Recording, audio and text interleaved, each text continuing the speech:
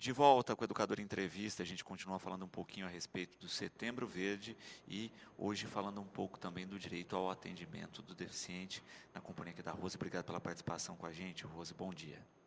Bom dia a todas as pessoas que estão nos assistindo, obrigada pelo respeito, por estar ouvindo o direito da pessoa com deficiência, por estar acolhendo a APAI, a ABADEF, e principalmente pelo apoio da Educadora, que é uma empresa amiga da APAI, e colabora sempre na questão que envolve o direito humano e direito da pessoa com deficiência. Muito obrigada. Também a Paula, que é representante da ABADEF, obrigado pela participação com a gente, bom dia. Bom dia, mais uma vez muito obrigada à Educadora, a todos que nos acolhem com muito carinho, falando este mês, né, do Setembro Verde. Bom, a gente percebe, né, o quanto ainda falta esclarecimento, né, Rose? Eu acho que essa importância do Setembro Verde vem à tona aí, né, exatamente por isso, porque existem os direitos, mas parece que falta a ponte entre o direito e a execução do mesmo. Correto. Inclusive, nós tivemos recente, né, a revisão da legislação da pessoa com deficiência, a Lei Brasileira de Inclusão, que ela garante muitos direitos e sempre nós temos que viabilizar, discutir, conversar sobre, principalmente com os secretários, com o prefeito, a respeito de revisão do formato de trabalho e de acesso, principalmente o acesso. Na questão da deficiência intelectual, no nosso caso, que é o público prioritário nosso, a gente sempre prioriza a questão da informação, orientação, então o trabalho dos profissionais de assistência social, e não só esses profissionais, toda a equipe está envolvida com a política de assistência, ou seja, o que é a política de assistência? A política de acesso. Então, acesso a todos os direitos fundamentais. Então, pensando na assistência como um grande guarda-chuva de direitos, do direito à educação, do direito à saúde, do direito à previdência, do direito ao trabalho, do direito à justiça e assim vai, os direitos fundamentais da Constituição, a gente tem que estar sempre orientando. Então, nós temos que pensar sempre no impacto da deficiência, o que a deficiência causa na vida das famílias, né, de cada uma das famílias, e o como poder colaborar com essa família, seja através de informação, seja através de apoio indo no serviço que precisa ser feito, orientando a administração pública com relação a como melhorar o serviço de atendimento, em especial da pessoa com deficiência, orientando no como conduzir a conversa com cada tipo de pessoa com deficiência, seja auditiva, seja visual, seja física, intelectual, enfim.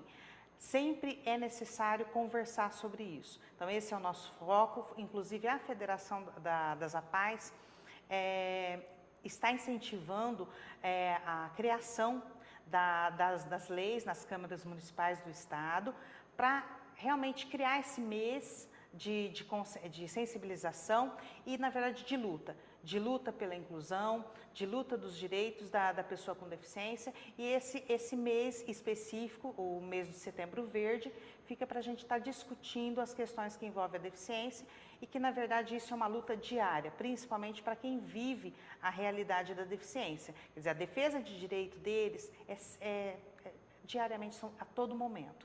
E é isso que a gente deve apoiar, principalmente as entidades que são especializadas no atendimento à pessoa com deficiência, em especial a APAI e a ABADEF, que executam o serviço, boa parte do serviço especializado, voltado à pessoa com deficiência, a gente assume essa responsabilidade e executa como se fosse um serviço da administração pública. Perfeito. E de fato, né, Paula, tem essa questão de o quanto essas duas entidades, principalmente quando a gente fala da APAI e da ABADEF, né, geraram com esses atendimentos uma dinâmica de qualidade de vida e tem gerado rotineiramente isso. Como eu sempre falo, né, Batatais é muito agraciado, porque tem duas entidades que lutam, duas entidades que batalham, né, são os mesmos propósitos, são os mesmos ideais, né, uma mais na parte de deficiência física, mais intelectual, na educação, mas as duas andam de mãos juntas para estar fazendo o mesmo trabalho, dar dignidade a essa pessoa que chega até nós, né? Onde a APAI com a educação, né? De estar a inclusão na escola, nós reabilitando essa pessoa para o seu trabalho, né? Tudo em conjunto. É difícil você encontrar numa cidade onde tenha duas entidades que estão na luta, né? Todo dia. Esse mês é um mês que a gente está conversando mais, mas essa luta é diariamente com o poder público, com as famílias, né? Com toda a população.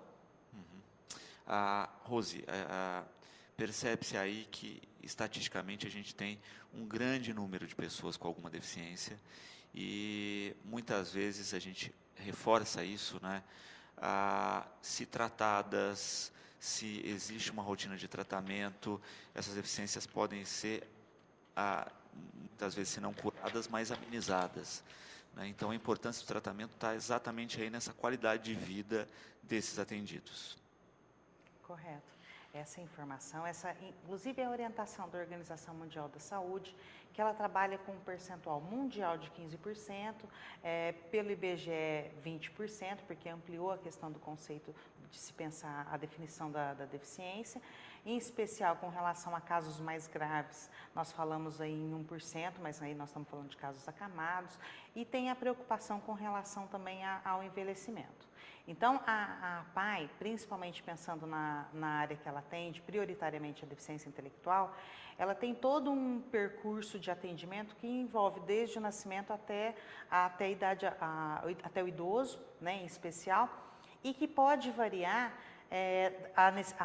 o tipo de serviço a ser oferecido pela faixa etária, pelo agravamento do caso, ou então, por isso, das opções de sempre trabalhar com a questão preventiva. Então, a APAE, ela tem desde 1993 um serviço de prevenção, ela atua, ela faz toda a parte da triagem auditiva, a triagem dos bebês recém-nascidos no município, que em média são 700 casos ano, né, de nascimentos, e aí passa para a questão da orientação à família, faz os exames especializados de detecção, faz, inclusive, um trabalho diferenciado que existe no nosso município, é um trabalho do setor de genética. Então, existe uma profissional, uma médica geneticista, que faz todo o acompanhamento de todos os bebês, faz a primeira consulta e a avaliação para, inclusive, detectar se existe algum cuidado especial com aquela criança, se precisa ser feita alguma orientação específica, se precisa ser encaminhado para um aconselhamento genético. Enfim, a gente tem todo um olhar preventivo que, se necessário, a gente encaminha para outros serviços especializados, a exemplo, o HC, para uma complexidade mais alta, né, se for necessário.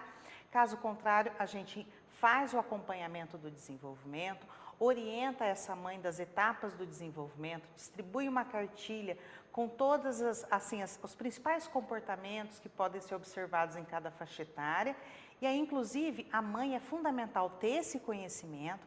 Por quê? Porque ela é um agente de promoção do desenvolvimento dessa criança e que pode agir, pensando que o desenvolvimento da criança ele é feito por pequenos tijolinhos, que a gente chama lá na APAE.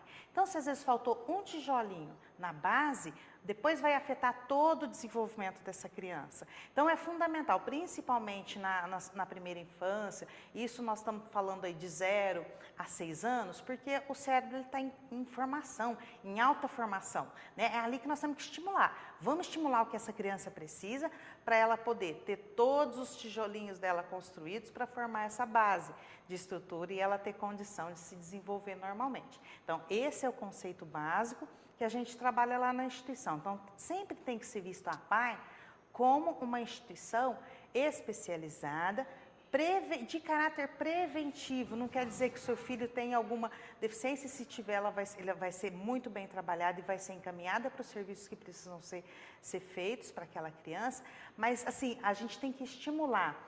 Então, você conhece uma vizinha que tá com uma gravidez de risco, que precisa de um cuidado especial, nós podemos orientar. Ela teve o bebê, você está vendo que às vezes o bebê tem algum atraso, precisa de uma orientação, vá lá na APAE. Vai lá conversar com o pessoal, tem uma gama de profissionais especializados sobre desenvolvimento e tem condição de ajudar com medidas simples. Isso nós estamos falando de coisas acessíveis. Quer dizer, a Organização Mundial da Saúde, ela fala em 70% das deficiências, elas podem ser prevenidas. né? Então, muito vem da questão ambiental. O como vive essa família, as condições de saúde, as condições de acesso às unidades básicas de saúde é fundamental. O como ela faz o acompanhamento das vacinas, o como ela alimenta essa criança, o como está o acesso à educação, principalmente quanto mais cedo a gente encaminhar para as creches, para favorecer esse desenvolvimento, o contato com outras crianças. Então, tudo isso é muito importante. Então, se a gente seguir essas pequenas orientações, a gente consegue minimizar, consegue reduzir a questão da incidência da deficiência. E outra questão muito preocupante sempre é a questão dos acidentes, que aumenta os índices de deficiência, a questão do envelhecimento, né, o como a sociedade tem que preparar cuidadores, né, as famílias, o serviço público, principalmente pensando nestes serviços de apoio, para que a família tenha condição de trabalhar e, ao mesmo tempo, a pessoa que precisa de cuidados não fique isolada, que tenha o serviço que precisa ser feito para prevenir. Então, nós temos várias coisas que nós temos que conversar para poder reduzir a deficiência ou, minimamente, reduzir esse impacto na vida da pessoa que a deficiência causa, seja na pessoa ou seja na sua família. Então, nós temos que entender também que quando nós falamos de deficiência, a gente tem que pensar numa família com deficiência e numa família sem deficiência, o orçamento é muito diferente. As necessidades são muito distintas e são necessidades diárias. Quando eu falo de deficiência intelectual, ela não some, ela não acaba. O que vai variar é o nível de apoio ao longo do tempo, como eu já disse. Então, assim, são necessidades que vão sempre acontecer, são contínuas, são diárias. Então, nós precisamos trabalhar isso e o acesso à informação. Então, as pessoas vão ter lá nas instituições como a APAE, a informação adequada, seja para conseguir um serviço junto à administração pública, junto às secretarias, seja para buscar alternativas jurídicas, porque ainda é necessário.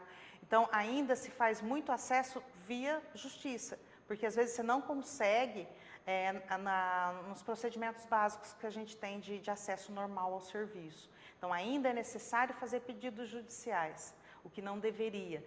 Então, na verdade, muitas questões ainda têm que ser avançadas nesse sentido de facilitar o acesso, mas assim, a qualquer pessoa que necessitar.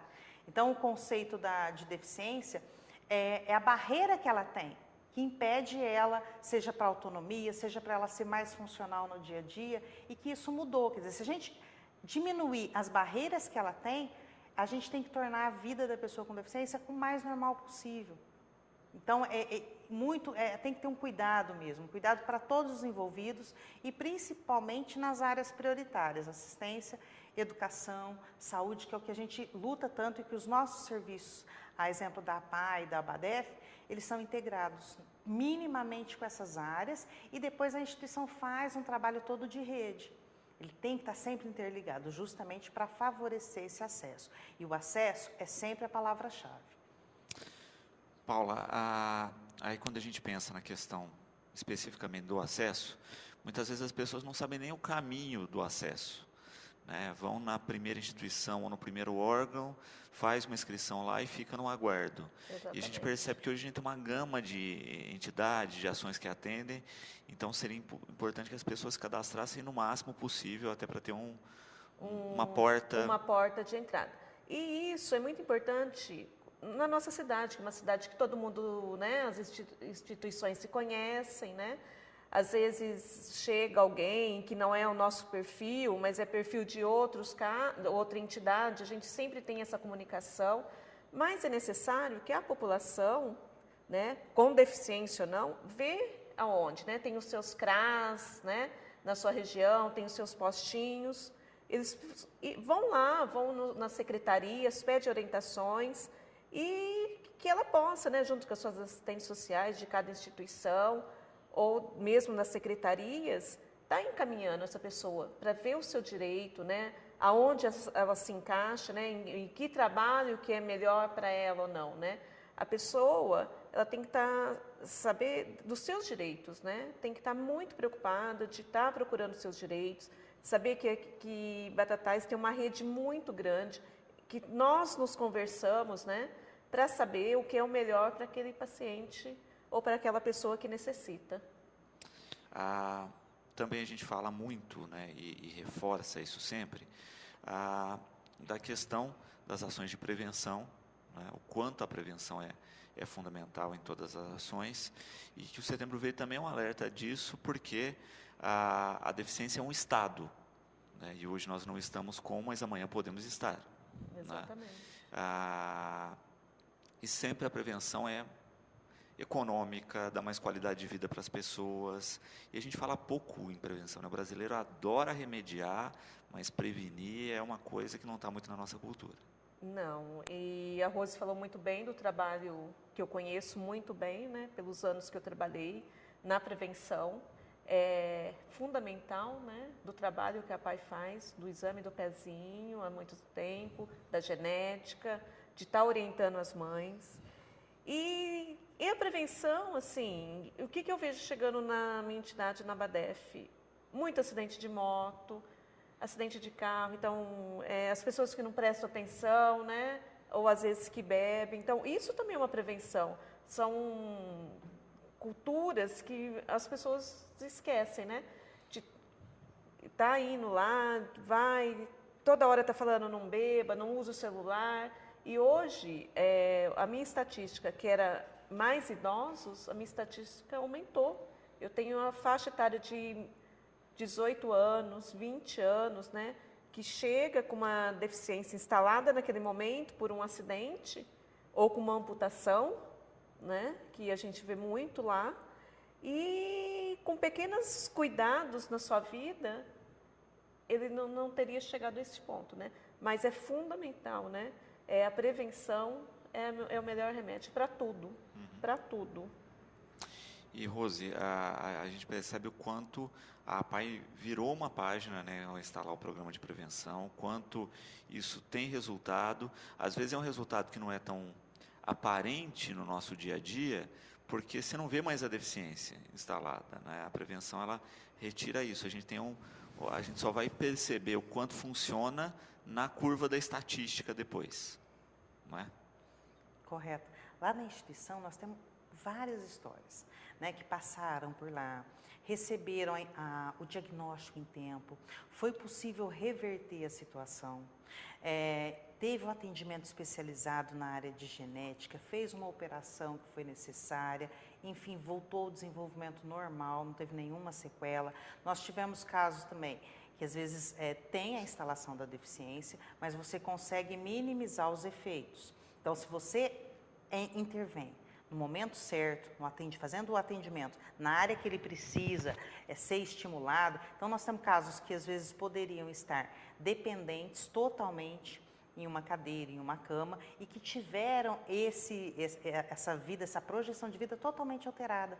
Conseguiram, hoje têm autonomia, conseguiram estar na rede pública de ensino, conseguiram o acesso a uma universidade, conseguiram ter uma vida autônoma, conseguiram trabalhar, ter uma autonomia e funcionalidade normal, né, dentro da possibilidade de cada um, enfim, respeitar as condições de cada um, mas tiveram essa condição, justamente por essa intervenção rápida, o ideal que seja quanto antes possível, então fazer os exames de detecção, realizar essas ações que são divulgadas, seja na prevenção de acidentes, seja na questão do envelhecimento, o que a gente pode fazer de atividades de saúde que possam estar revertendo ou melhorando alguma situação, alguma doença crônica, prevenindo inclusive, ou então minimizando. Então nós temos a pensar a pessoa nessas várias etapas de vida, e realmente está trabalhando em cada faixa etária aquilo que é necessário e que é prioritário.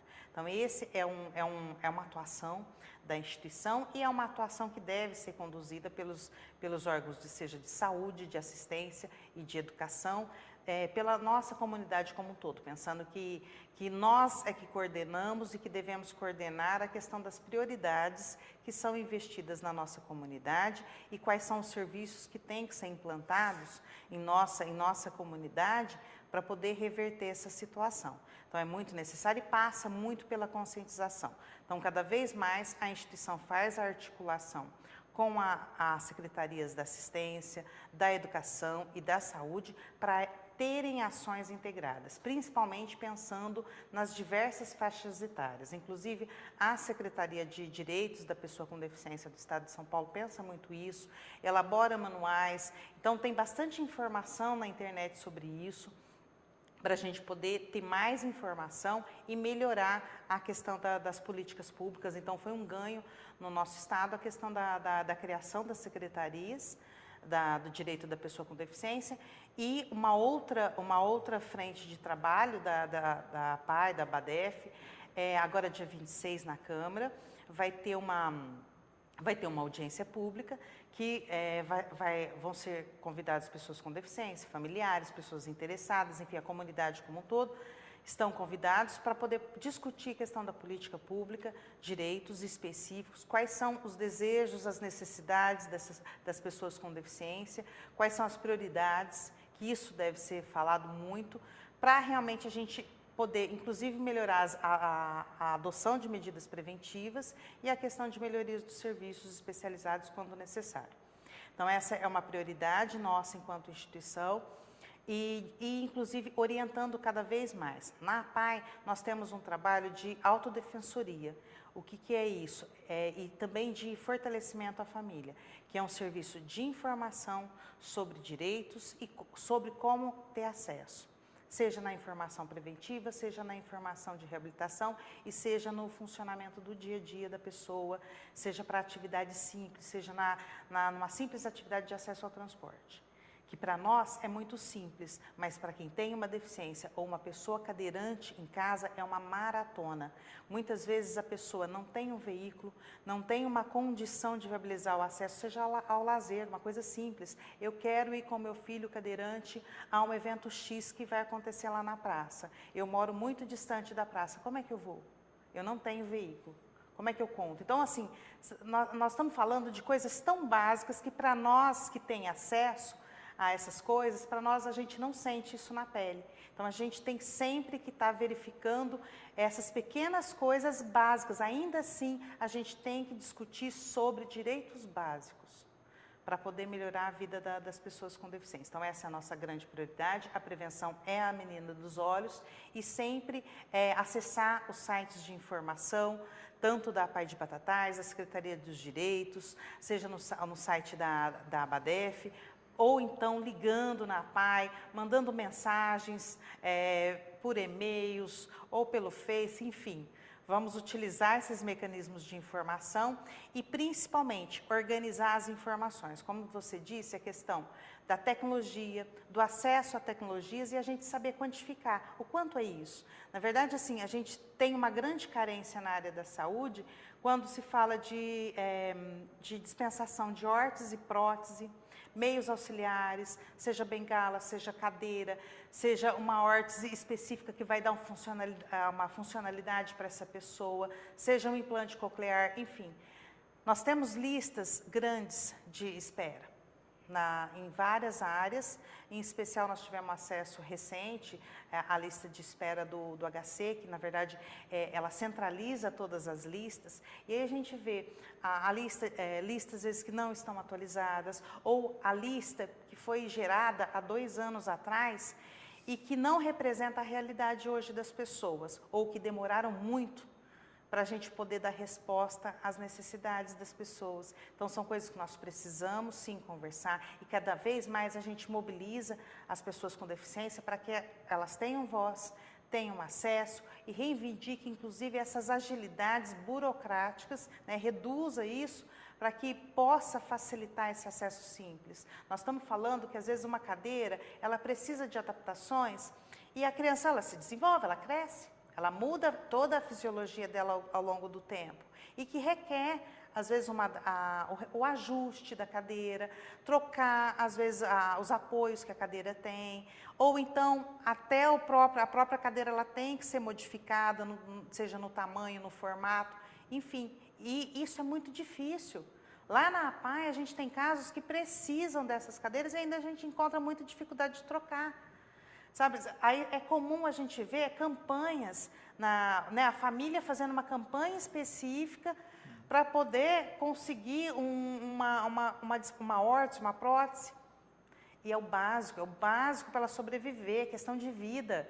Então, isso tem que ser uma prioridade em todas as políticas públicas. Isso eu estou dando um exemplo de uma das coisas. E quem dirá outras coisas, quer dizer, desde acesso a medicamentos, né? Às vezes um medicamento, ele não tem o resultado para a pessoa. Aquele medicamento que está naquela lista de medicamentos públicos que são concedidos gratuitamente, aquele medicamento não faz o efeito para aquela pessoa. Ele precisa de um outro tipo de medicamento. E para conseguir o acesso a esse medicamento especializado, é muito burocrático. Você tem que comprovar, você tem que ir e voltar no médico, o médico tem que fazer o laudo, enfim, tem que passar a informação, pode ser indeferido. Enquanto isso, eu estou sofrendo. Enquanto isso, a minha situação está piorando e agravando. Então, assim, essas questões ficam, assim, são necessárias, né, serem melhoradas. As pessoas têm que buscar, inclusive, fazer a discussão de forma coletiva. Então, é isso que a APAI tenta também, quando faz esse grupo de autodefensoria, para que tenham representantes e que essas pessoas tenham voz à altura, né, para fortalecer realmente as reivindicações necessárias. Rose, tem a questão prática aí, né, desse atendimento, das ações, que é custo, né, recursos e todas as ações para que se possibilite que esse atendimento seja feito, né? Nós, conversando aqui com a secretária municipal de saúde, tomamos um susto na questão das consultas, né, de quando se faz todo o levantamento das consultas da rede pública, um número absurdo de pessoas que faltam e que contribuem para o não atendimento, para o crescimento das filas, né? Como é que é com vocês? Também existe esse problema? Olha, eu digo pela Abadef, nós já temos um pré-contrato na hora que a gente faz toda uma avaliação com assistente social, né? Com cada pessoa que vai, né? Com cada assistido, 3 faltas consecutivas a um corte. Lógico, os nossos atendidos ficam doentes, né? Ou tem consulta médica, e é tudo combinado. Olha, hoje eu não posso ir porque eu vou ter um médico, tudo bem. Mas 3 faltas consecutivas, os nossos setores de atendimento, tanto nos grupos da assistência, como no setor da parte de fisioterapia, fono, ecoterapia, são cortados. Porque existe hoje uma lista enorme de atendimentos na parte de fono, nos grupos assistenciais, que hoje são atendidos 150 pessoas nos grupos de assistência. São atendidas, antes a gente contava com 4 fisioterapeutas, e nos ajustes que nós tivemos que fazer os nossos cortes, hoje só temos 2. Uma lista de espera de mais de 200 pessoas, né, que a gente não consegue atender, casos graves, né, e que não tem hoje a possibilidade de atender pelas faltas de recursos, né, da nossa entidade. Hoje, nada mais, a gente evento cada mês, né, a população de Batatais nos ajuda muito, né, abrindo as portas, os empresários, né, sempre apoiando as nossas entidades, porque não é só a APAI e a Abadef, são todas as entidades do município, né, tentando se manter hoje, né, há muitas. Então, a gente tem que colocar uma estratégia, né, faltas não avisadas, são desligadas, né, não tem como. E de fato acontece, né, Rose? Se não tem esse controle, a gente acaba tendo um custo maior dos serviços em função da irresponsabilidade, muitas vezes, de algumas pessoas. Exatamente. Acredito, sim, nós em conversa na instituição, isso é muito frequente, a conversa. Esse acompanhamento das contas, esse acompanhamento dos resultados de serviço, quer dizer, que isso impacta no resultado, quer dizer, aquilo que estava programado para 3 meses, ele quase dobra, se você tem um número excessivo de faltas do paciente ou da família. Então, assim, nós temos um sistema lá na APAI de gestão dessas faltas. Então, os profissionais, eles acompanham, eles conversam com as famílias, reiteram isso, volta a conversar novamente. Assim, a questão da deficiência intelectual, a gente não pode simplesmente parar o atendimento. Muitas vezes nós estamos falando de crianças, pessoas que precisam ter o trabalho em tempo. Então, tem casos que realmente a gente passa para o final da lista, outros casos a gente tem que manter pela própria situação de risco. Então, assim, a gente trabalha muito com a questão do sistema de garantia de direitos. Então, a gente trabalha com orientação com a família, refaz uma orientação, se for necessário fazer uma advertência, enfim. Qualquer coisa a gente aciona a Conselho Tutelar, aciona o Ministério Público, justamente para estar trabalhando a questão da responsabilidade, do cuidado que a família tem com essa pessoa com deficiência. Grande parte dos casos de excessiva falta, a gente entende que tem outros problemas, que tem também a falta de infraestrutura e de acesso, tem várias questões que perpassam pela falta. Então, a gente tem esse cuidado na conversa, na administração dessa falta, mas é um fato. Realmente, o nosso custo, ele excede quando existe um descuido ou então uma irresponsabilidade por parte da família ou por parte do usuário, quando ele não vai naquele atendimento programado. A gente trabalha muito com agendas de atendimento. Então, cada profissional tem a sua agenda de pacientes, né, como se fosse no médico comum, quando a gente faz uma consulta para a gente. Quer dizer, ele tem todo um reloginho para trabalhar. E se por acaso falta, a gente às vezes não tem o paciente para encaixar naquele momento. Por quê? Porque a gente já se programou quais são os pacientes que são prioritários e que precisam daquele serviço. Então, é necessário, sim, inclusive partir principalmente da família. A família é o centro do atendimento, é o foco do nosso atendimento para ele poder ter um desenvolvimento mais adequado possível e para ter o acesso aos serviços que ele precisa e também ter o acesso em tempo. Porque se ele não for com frequência, com a frequência que precisa o serviço, ele não vai ter o resultado. E vai ter um impacto direto na vida dessa pessoa.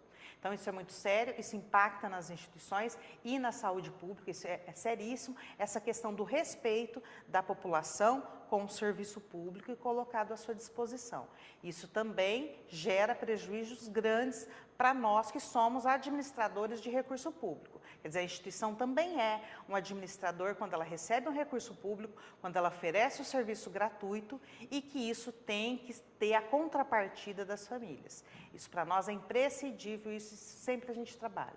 Isso é triste, é necessário também falar e é necessário reverter essa situação. Outra questão é o como manter serviços diários, contínuos, planejados, de custo alto, porque é um serviço especializado. Então, a APAE, ela precisa de ter profissionais formados naquela área, são especialistas. Então, nós estamos falando, por exemplo, fonoaudiólogos, estou falando de várias especialidades médicas, quer dizer, o médico geneticista, o médico neurologista, o médico psiquiatra, um ortopedista, um otorrino. Nós estamos falando de fisioterapeutas, nós estamos falando de terapeuta ocupacional, nós estamos falando de assistentes sociais, nós estamos falando de psicólogos, nós estamos falando de professores especializados, nós estamos falando de cuidadores para ajudar e auxiliar na higiene da pessoa. Então, tudo, entre outros, dependendo da necessidade de cada um. Então, esse profissional ele é especializado, a APAE ela tem que administrar, e a BADEF também, como se fosse uma empresa. Ou seja, ela tem que garantir o direito do trabalhador, ou seja, a questão da remuneração, isso é um fator. Nós temos que ter políticas de salário para poder reter profissionais especializados, porque senão vai embora o conhecimento. Quer dizer, sempre a APAE está lutando e brigando e discutindo, assim, brigando no sentido de luta, no sentido de buscar alternativas para resolver essa questão, porque a gente sempre recebe pessoas recém-formadas, a gente faz todo um treinamento e desenvolvimento dessa pessoa, né, para ela poder ser especializada no atendimento à pessoa com deficiência. Depois, muitas vezes, ela tem propostas muito melhores e nós entendemos essa situação, né? E aí nós temos que voltar novamente. Isso dá um prejuízo para a qualidade do atendimento, impacta diretamente nisso. Então, essa instabilidade financeira, essa não previsão, na hora de você, por exemplo, contratualizar, seja com a administração pública, seja na iniciativa privada, a gente tem que combinar, olha, o custo do atendimento é este, nós precisamos desse recurso ou parte desse recurso, quer dizer, dá para fazer por tanto, e a gente precisa desse valor. Ok, acordou, assinou o termo de colaboração, mas depois nós temos problemas sérios com inadimplência. Então, a exemplo da nossa instituição, nós temos serviços que estão atrasados há 25 meses. Quer dizer, a parte de subvenção na área da assistência, nós recebemos 3 parcelas. O ano passado, nós recebemos somente uma parcela, é 1,20. Né? Depois nós ficamos um ano inteiro sem receber da educação e da saúde e da assistência. Então, assim, o desgaste da instituição, o desgaste da comunidade em cobrir, porque, na verdade, a gente faz promoções, eventos, campanhas, mobiliza voluntários, mas a PAI parece um saco sem fundo, está sempre pedindo, está sempre fazendo promoção, porque é necessário. Para a gente poder manter esse serviço de forma contínua, porque realmente a questão da deficiência intelectual ela não se encerra, então precisa desse apoio, sempre em algum momento, e aí vai variar de pessoa para pessoa, nós precisamos financiar isso. E nós precisamos cumprir a questão da legislação. Então, quando a gente luta, a gente não está lutando para manter uma instituição aberta, mas eu tenho que lutar enquanto serviço público, que é um dos únicos serviços de referência do município para essa pessoa, que é uma pessoa prioritária com relação a direitos. Inclusive, a própria Constituição estabelece isso. A pessoa com deficiência, ela tem uma condição desfavorável das demais. Então, ela precisa ter esse acesso. Não só a pessoa com deficiência, mas o acompanhante. Então, essa luta tem que ser, assim, esse desgaste, isso tem que ser melhorado. E tem condição de ser melhorado. O ano passado, este ano, a gente vivencia com as famílias até esse serviço vai estar aberto até tal momento. Depois a gente não sabe como vai ficar. Isso não pode, quer dizer, isso não pode ser o atendimento sério e competente dedicado à pessoa com deficiência. Eu não estou lutando pela instituição e nem pela permanência da PAI. Eu acho que quem tem que lutar isso são os usuários, são as pessoas, as famílias que acreditam nesse serviço feito. Agora, como ela foi contratada para fazer esse serviço, ela tem que ter a contrapartida do contrato, a responsabilidade pelo pagamento daquilo que foi acordado. Então, tem que ser modificada essa situação, porque realmente nós corremos sérios riscos e, às vezes a gente vai adiando uma situação que, às vezes, pode prejudicar outras áreas. Às vezes, um atraso na área da saúde pode prejudicar a educação, a assistência, porque, em algum momento, nós fizemos uma promoção que cobria a educação e a assistência e agora tem que cobrir um pouco mais a área da saúde. Então, aí vai descontrolando toda a instituição. Então, isso é muito sério. Quero agradecer a presença aqui, Rose, e deixar o programa sempre à disposição e salientar isso, né, da importância da informação dentro do Setembro Verde e das ações que ainda estão por acontecer. Obrigado pela participação. Nós que agradecemos, lembrando rapidinho a programação. Então, amanhã, às 9 horas, na praça da Prefeitura, vai ter uma caminhada que chama Movimento Envolva-se, que aí conta com a participação dos alunos da rede pública, mais pessoas com deficiência, familiares, pessoas interessadas com a causa. Então, estejam lá presentes para a gente poder fazer a luta e sensibilizar as pessoas. Lembrando que a educação, a formação, o conhecimento é ferramenta primordial para a questão da prevenção.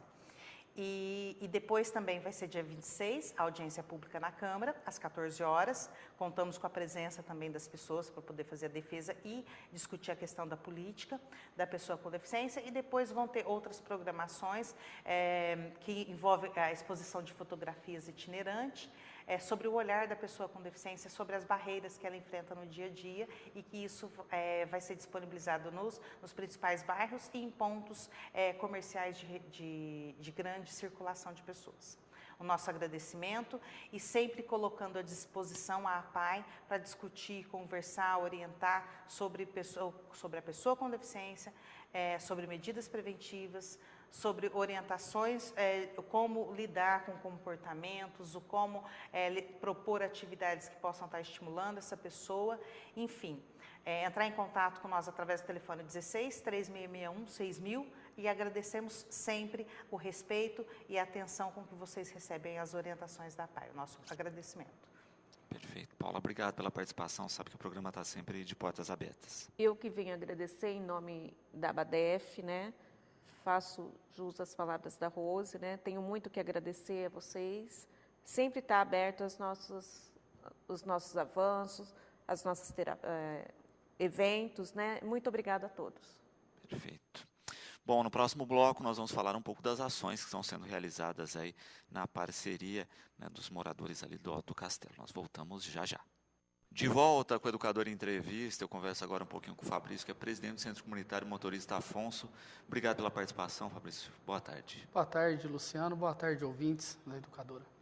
Também com o Júlio aqui, nosso vereador, né, Júlio do Sindicato Rural. Obrigado pela participação com a gente. Boa tarde. Eu que agradeço, Luciano, mais uma vez a oportunidade de estarmos falando aí com os telespectadores da TV Educadora. Bom, Fabrício, eu conversava com o Júlio aqui a esse respeito, né, algum tempo atrás, e a gente falava dessa união mesmo que vocês fizeram em torno lá do Parquinho da Ana Nery, né, uma estrutura que tem mais de 60 anos aqui na cidade, e fizeram uma belíssima recuperação com qualidade aí de trabalho mesmo, somando esforços em prol da população. Sem dúvida, Luciano. A gente reunimos, né, após que o Júlio foi eleito, ele procurou a gente do bairro para ver a necessidade, o que estava mais debilitado, e a gente entrou no consenso em ver o parquinho. Como eu sou morador e trabalho no bairro do Castelo, a gente vê a frequência, né, foi diminuindo a frequência e o parquinho sem manutenção. Aí a gente procurou o prefeito municipal, Zé Luiz, que nos deu, né, o aval para a gente trabalhar em todas as dificuldades, disse que ia ceder a mão de obra, cedeu a mão de obra. Os materiais a gente está com a colaboração dos nossos parceiros. Perfeito. E, Júlio, é bacana ver o antes e depois, né? Quando a gente entra nas redes sociais, que a gente tem as fotos de quando vocês começaram o trabalho e passa lá no parquinho agora, realmente é gratificante. É muito, Luciano. Inclusive, ontem, esses meninos que mexem muito aí nesses programinhas, né, fizeram um filminho para a gente e logo a gente vai estar divulgando esse filme com o jeito que era o parquinho e como que ele está hoje. Inclusive, agora na reta final, né, com a iluminação dele, que a gente tem certeza que vai ficar muito boa ali, e essas imagens a gente começa a lembrar como que era, né, e como tá. Então a gente se sente assim orgulhoso de ver que aquilo foi feito com o empenho da gente, que foi feito com o trabalho da gente, a parceria com muitas pessoas que passaram por ali, que deixaram um pouquinho do seu trabalho, aquelas pessoas que às vezes não podia, mas que colaborou com dinheiro na compra de tintas, de areia. Então, assim, nós tivemos a felicidade de vender essa ideia, de mostrar agora, né, de poder estar mostrando o produto acabado e ter a felicidade realmente das pessoas terem comprado essa ideia e terem nos ajudado. Principalmente, eu quero agradecer aqui o Fabrício, o pai dele, o Esgrinfo, que é uma pessoa, não para um minuto lá no parquinho, uma pessoa que trabalha assim, com coração realmente. Então, isso vai nos motivando, porque a gente também, né, Luciano, trabalha de segunda a sexta-feira e tira, às vezes, um feriado, um sábado, para estar indo lá no parquinho. E quando a gente vê uma pessoa de 70 e poucos anos tomando a frente de tudo, tendo essa força de vontade de ainda trabalhar em prol das pessoas, em prol da comunidade, isso comove a gente, dá força, e é o que a gente quer passar para as outras pessoas, a motivação de que a gente pode e que a gente, se unindo, a gente consegue melhorar isso que a gente tem visto na nossa cidade, que muitas vezes o poder público não tem mais condição também de cuidar. Júlio, você já tinha, né, iniciado uma ação desse tipo lá na Vila Lídia, né, com o parquinho aí que leva o nome do seu filho, e que mostrou que era possível, né? Foi o primeiro passo para uma rotina dessas ações. Na realidade, ali foi o grande passo, viu, Luciano? Porque ali é que me fez enxergar realmente, eu já pensava assim, mas que me mostrou, que me clareou realmente a mente, inclusive para ter entrado na vida pública, né? Eu falo que eu gostava da política e tudo, mas foi ali que me deu esse start mesmo para concorrer a cargo público, cargo eletivo e tudo mais. E a gente vê que, muitas vezes, Luciano, o poder público quer fazer, quer realizar, tem boas intenções, só que existem prioridades, né? E, assim, a gente pensa realmente naquelas pessoas lá naquele parquinho lá da Vila Lídia. era um lugar até mal frequentado, né? Era um lugar que, assim, degradado, e com essa intervenção que a prefeitura fez ali, com a vinda daquele parquinho que tem ali, trouxe as crianças de volta, trouxeram os pais que acompanham essas crianças, revitalizou o lugar, o comércio ali melhorou, então tudo melhorou ali, o entorno daquilo ali, tudo melhorou. E a gente, quando a gente vê que pode colaborar, é muito bom e é muito gratificante. E, mais uma vez, eu quero dizer, a população tem que entender isso, tem que entender que, apesar da nossos encargos serem muito grandes, a gente ser muito exigido, né, em função de impostos que a gente paga, então a tendência é falar, eu já pago meu imposto, eu não quero saber.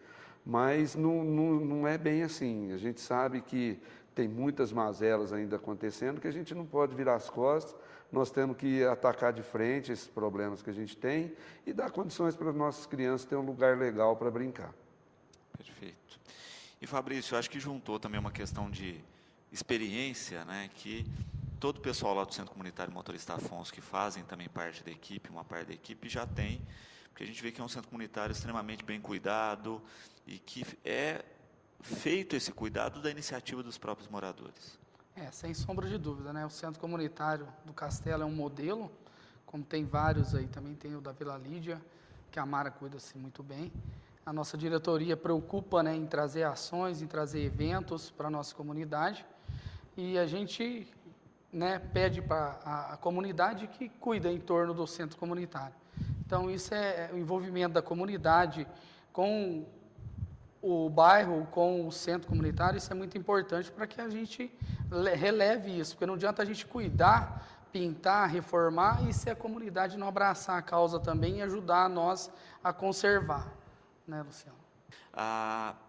Pensando, né, nas ações que foram feitas, né, vamos relembrar um pouquinho, né, Fabrício, porque o pessoal olha, né, desde o conserto dos brinquedos, a pintura, a troca de areia, fala um pouquinho de como vocês foram fazendo esse passo a passo.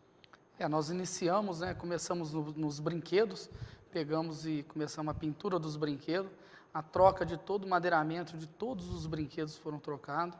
Depois a gente fez, né, que agora a criançada chama de Parquinho da Mônica, porque foi feito um painel no muro que divide junto com a Escola do Castelo.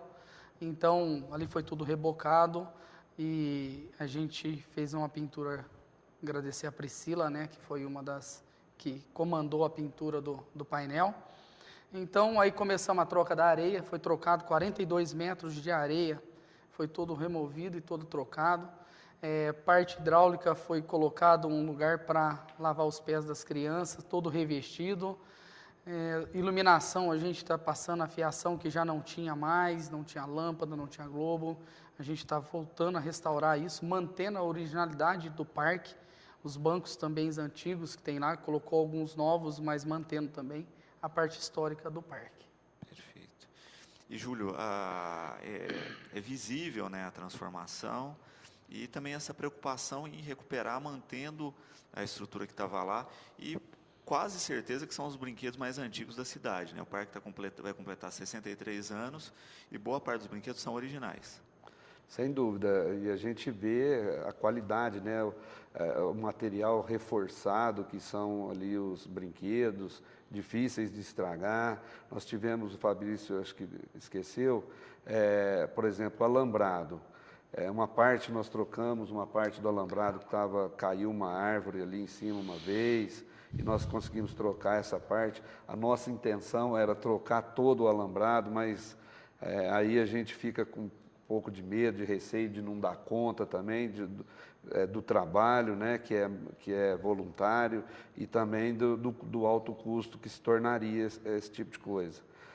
Toda a pintura da mureta lateral, a pintura dos postinhos do alambrado, todo o alambrado pintamos também.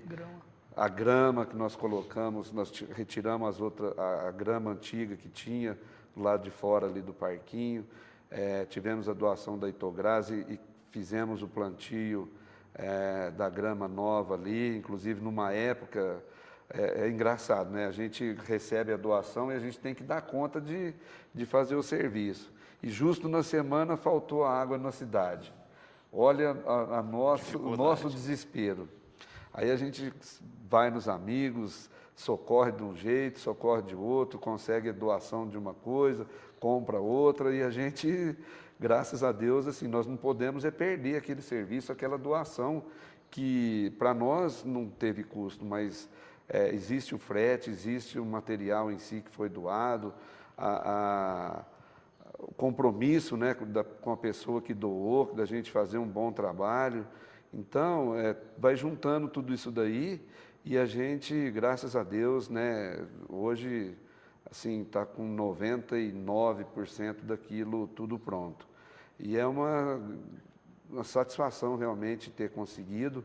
E eu, mais uma vez, agradeço aqui a parceria com o Fabrício, com o pai dele, com o pessoal do bairro do Castelo, dizer da importância que tem um centro comunitário ativo, Luciano, porque eles não pensaram somente no espaço físico ali do centro comunitário, eles voltaram o olhar para o bairro realmente, já que o parquinho ali, ele está localizado no bairro do Castelo.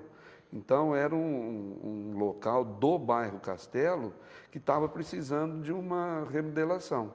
E essa remodelação foi feita graças ao empenho do presidente, né, do centro comunitário, da sua família, que sempre está ali com a gente também.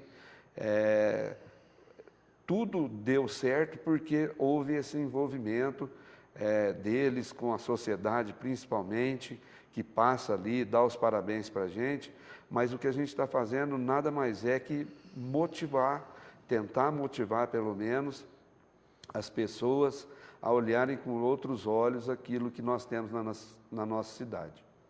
Perfeito. E de fato é isso, né? O tamanho da rede que se instalou para auxiliar no projeto, né? A gente percebe que quando as pessoas se unem, a transformação é possível, né? E sempre fica a questão do alerta também da parte de cada um, né?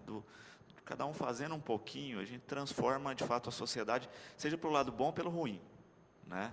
Porque quando a gente fala, olha, do lixo na rua, o lixo não tem perna, ele não vai sozinho para a rua, né? Então, se está sujo, é porque alguém levou o lixo para a rua, né? Da mesma forma, se a gente começa a reverter essa energia ruim, né, de danificar, de sujar, de estragar, em fazer, né, aí a gente tem de fato a qualidade de vida e se percebe isso, né? A gente tinha num passado, não vou nem falar num passado muito distante, mas uma preocupação maior das pessoas com as estruturas, com os bens que são de todos no final das contas. Não é porque é meu, né, que eu vou vandalizar, né? É exatamente por ser de todo mundo que a gente tem que manter como se deve, né, Fabrício? Sem sombra de dúvida, a gente tem esse compromisso, né, como cidadão, acima de qualquer coisa, de cuidar de um bem melhor nosso, seja do nosso bairro, seja da nossa cidade, né? E ali a gente vê realmente que essa parceria foi muito boa. Ali a gente teve soldador, teve pintor, teve encanador, teve carpinteiro, teve diversas pessoas que, quando nós estávamos trabalhando de sábado, que é só os sábados que a gente disponibilizava o nosso tempo, as pessoas vinham junto de nós. E isso traz, né, que aí o pai leva o filho, muitas vezes, muita gente levando ao sábado, nós trabalhando, e ali a criança cresce vendo o zelo pelo patrimônio público, né? Isso é muito importante.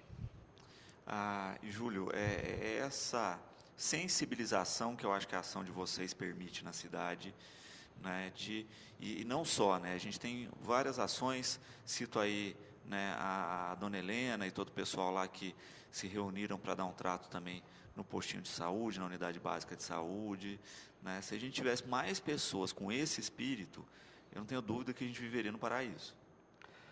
E é por aí mesmo. Eu fiquei muito feliz de ver a dona Helena lá fazendo aquele trabalho também, a comunidade dela envolvida. Nós temos um casal ali com os 2 filhos, Luciano, até muito engraçado, porque eles vão todo sábado ali ficar com a gente. Então, eles chegam de manhã, vão embora para o almoço, às vezes voltam à tarde, e num dia desse, já acostumado com ele ali, eu falei, pega um pincel aí e vai dando um trato aí. Ele já pôs os filhos também para ajudar, sabe, já vai transformando a situação, vai a pessoa vai vendo a empolgação da gente, vai se contaminando com isso, e principalmente aqueles que têm os seus filhos, né? Que é um lugar para se levar os filhos. Nós não temos em Batatais um parque, um gorilão, mesmo que tivesse, é pago, é para poucos. Então, assim, cuidar daquilo que nós temos realmente, fazer com que a sociedade nossa perceba a necessidade de cuidar, é a intenção nossa, né, Fabrício, também, não abandonar o parquinho agora, nem mais para frente. A gente quer continuar dando manutenção ali, e sempre que possível, sempre que estragar alguma coisa, como a gente já faz lá no parquinho que leva o nome do Arthur, ir lá, dar manutenção, fazer aquilo que precisa ser feito.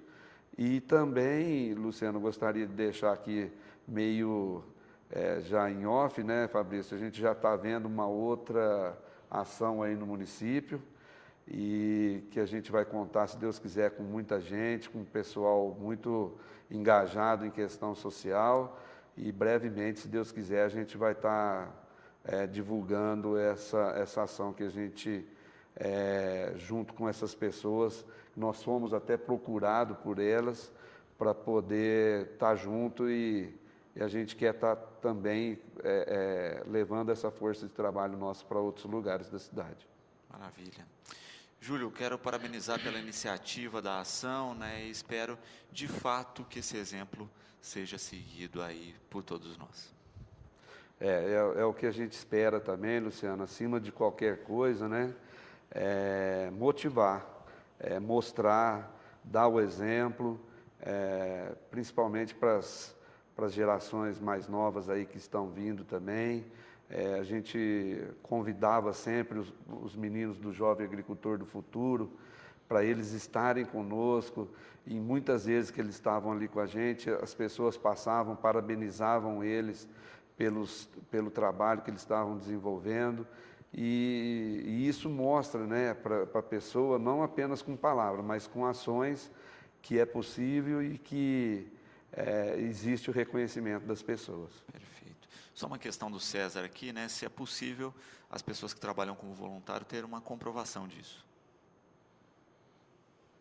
Né? Acho que não é difícil, né? Fazer um atestado depois. Não, inclusive, César, né? Inclusive, nós temos, Luciano, nós criamos uma página no Facebook chamada Sou Voluntário. E os nossos ofícios, todos os nossos documentos são em nome desse Sou Voluntário. Se ele quiser participar conosco, com certeza a gente faz uma declaração, um atestado de que ele nos ajudou, a gente coloca assim, com certeza, e se servir para ele, a gente coloca sim. Perfeito. Fabrício, obrigado pela participação, pela iniciativa, e espero realmente que cada vez mais tenhamos o empenho de pessoas como vocês aí melhorar a cidade e melhorar, consequentemente, a qualidade de vida de todos nós. Obrigado, Luciano, pelo espaço, educadora. A gente agradece, né? Não podemos deixar de inúmeros parceiros. Em breve a gente vai divulgar o nome de todos, que foram inúmeros, tanto voluntários quanto colaboradores em materiais para o parquinho. E deixo aqui um convite, né, do Centro Comunitário, que dia 22, sexta-feira agora, do 9, o grupo Cisco no Zóio vai se apresentar, né, com um grupinho de choro lá no Centro Comunitário a partir das 20 horas. Então eu convido os batataenses, a comunidade castelense, para ir prestigiar na sexta-feira, dia 22, lá com nós. Bom, o programa de hoje vai ficando por aqui. Lembramos que às 18h30 tem Cidade na TV, e nós ficamos agora com a programação da TV Brasil.